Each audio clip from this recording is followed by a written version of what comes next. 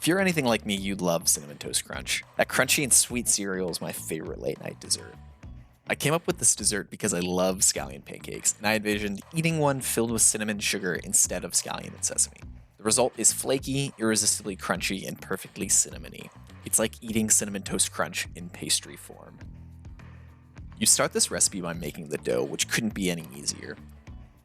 Measure 2 cups of all-purpose flour into your food processor.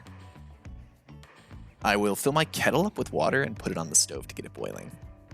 You can then pour out about a cup of that boiling water into a measuring cup.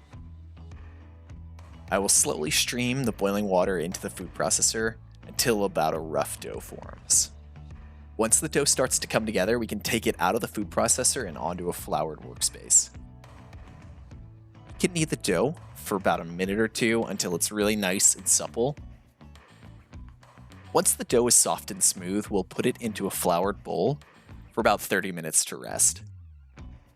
For our cinnamon and sugar mixture, we're just going to mix half a cup of sugar and 2 tablespoons of cinnamon together. We also need half a stick of melted butter for this. This dough is very sticky, so be sure to have flour on your board and your rolling pin. Now for my favorite part of this process.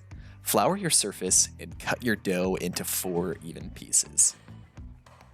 I'll keep 1 piece on my board to work with, and the other 3 can go in the bowl to stay covered. We'll start this process by slightly flattening the dough and then working out from the center. You'll see I turn the dough every 1 roll or 2. That way it'll stay circular and not turn into a weird square shape. Once your dough is rolled out, we're going to brush on a thin layer of melted butter. We're going to roll the dough back together, but you'll see I didn't put any cinnamon and sugar on this layer.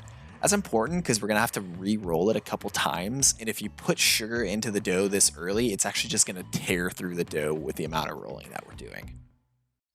Now we're going to roll the dough back on itself and create a spiral. What we're doing is creating a ton of layers here. Constant back and forth between rolling out and spiraling and rolling out again is really what makes this dish special.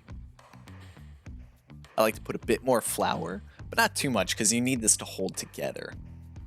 So we're going to flatten the dough like we had before and start rolling it out with the same process. It's going to unfurl a little bit, but that's okay. We're going to make sure it stays together with the amount of rolling that we're doing. So this is the same process as before, where we're rolling and turning and reflouring and rolling and turning and reflouring.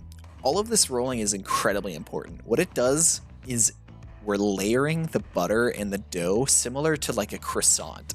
So this is going to give us crunchy and flaky layers, but without the insane amount of effort that goes into making a croissant. So same concept as a cinnamon roll here. We're going to apply a layer of melted butter and then a tablespoon of our cinnamon and sugar mixture.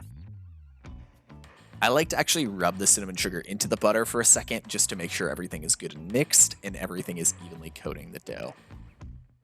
Then we're going to roll the dough back in on itself and create another seashell spiral type shape. After your dough's in another tight spiral, we're going to do the same thing that we've done for one last time, which is flatten the dough and roll it out, and this is going to be our final roll. I had one experimental one of these, which is Nutella instead of cinnamon and sugar.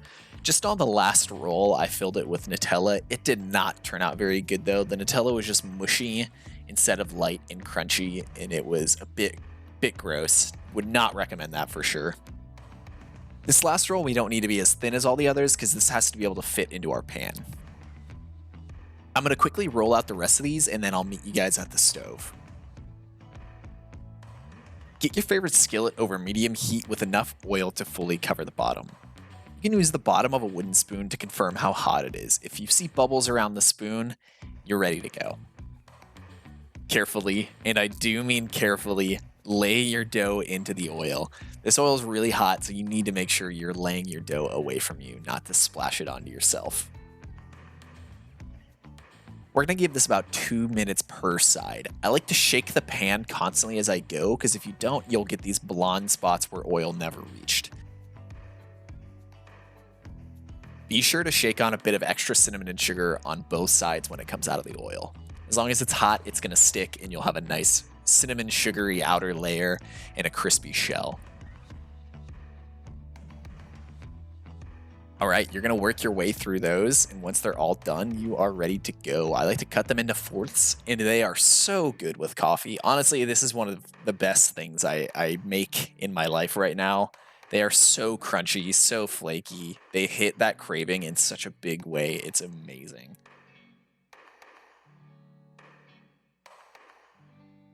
Thank you so much for watching. I really appreciate it. All the support has meant the world to me. If you want to keep up with what I'm making and what I put out in the future, be sure to subscribe.